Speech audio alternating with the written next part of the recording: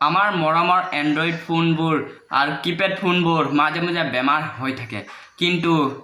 কেতিয়াবা এনেকুৱা বেমাৰ হয় তাৰ কোনো চিকিৎসা নাই তাৰ উদাহৰণ হ'ল এটা মোবাইলৰ বেটাৰীটো তো মোবাইলৰ বেটাৰীটো এনেকুৱা ফুলি যায় মানে তাত কোনো মোবাইলৰ বেটাৰীটো মানে ফোনৰ ভিতৰত ভৰাবগে নোৱাৰি বা ঢাকন মাৰিব নোৱাৰি মানে ফুলি থাকেগে আৰু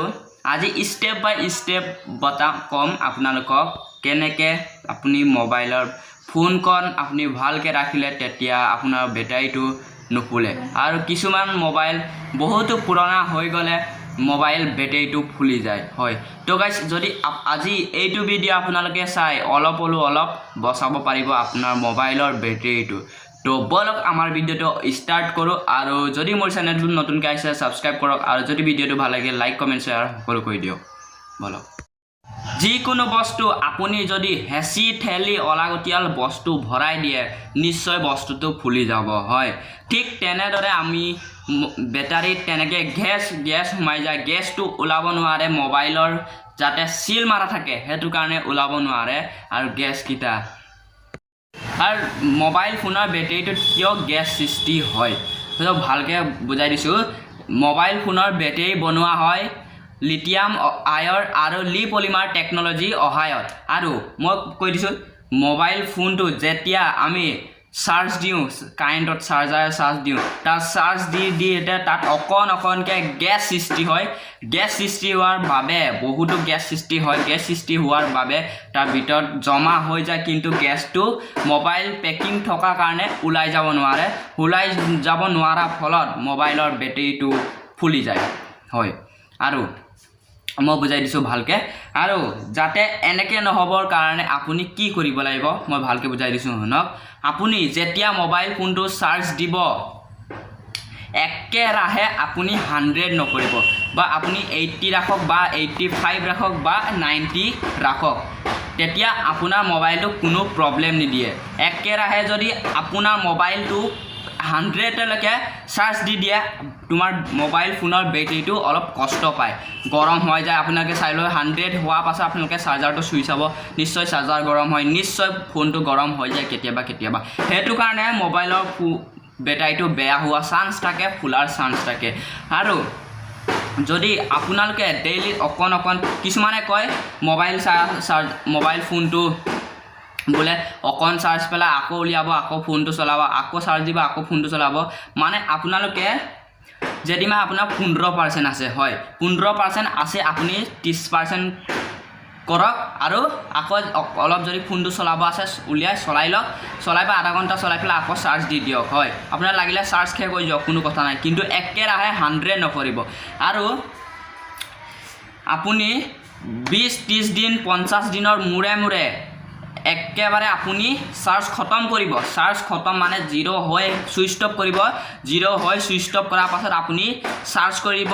সুইচ অফ হোৱা পাছত একদম যাতে চাৰ্জ খতম হৈ যাব ন চাৰ্জ খতম হৈ যোৱা পাছত সুইচ অফ কৰিব সুইচ অফ হোৱাৰ পাছত আপুনি চাৰ্জ দি দিব তেতিয়া 100 টলকে চাৰ্জ দিব এইটো ৰিয়েলি কথা এইটো কাম কৰিবই লাগিব আপুনি 50 দিনৰ মুৰে হয় আপুনি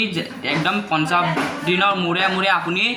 চাৰ্জাৰটো কি কৰিব একদম চাই খতম সুইচ অফ কৰিব সুইচ অফ কৰাৰ পাছত আপুনি আকৌ ফোনৰ চাৰ্জাৰ কাইন্ডত চাৰ্জ কৰি দিব চাৰ্জাৰটো একেবাৰে মানে চাৰ্জ কৰিটা 100 কৰিব কোনো 90 নাৰাখিব কিন্তু এটো 30 দিন 50 দিন তেনেকা মুৰে কৰিবই লাগে তেনেকা কৰিলে আপোনাৰ কি হয় মোবাইলটো ভাল হৈ থাকিব চাৰ্জ ভাল হৈ থাকিব যাতে আপোনাৰ প্ৰবলেম নহয় কিন্তু 150 দিনৰ মুৰতে 0 কৰি পেনি 100 কৰিব লাগিব হয় চাৰ্জটো খতম কৰি 0 কৰি পেনি 100 কৰিব লাগিব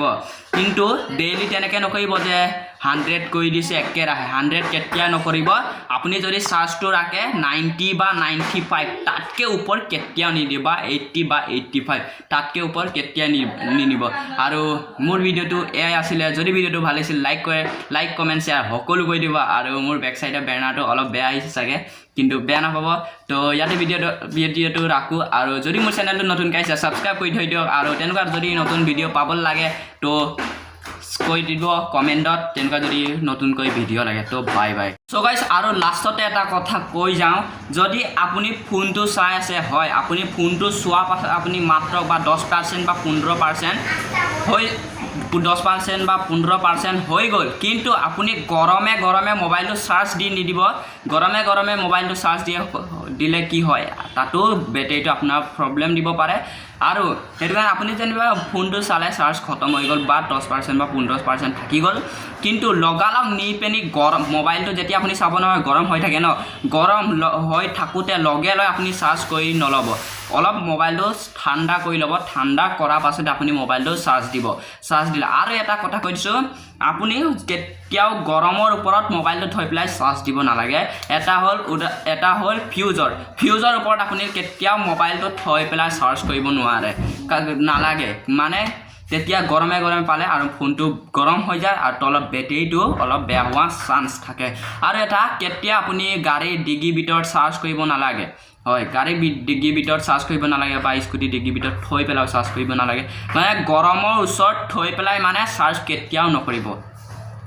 যাতে আপোনাৰ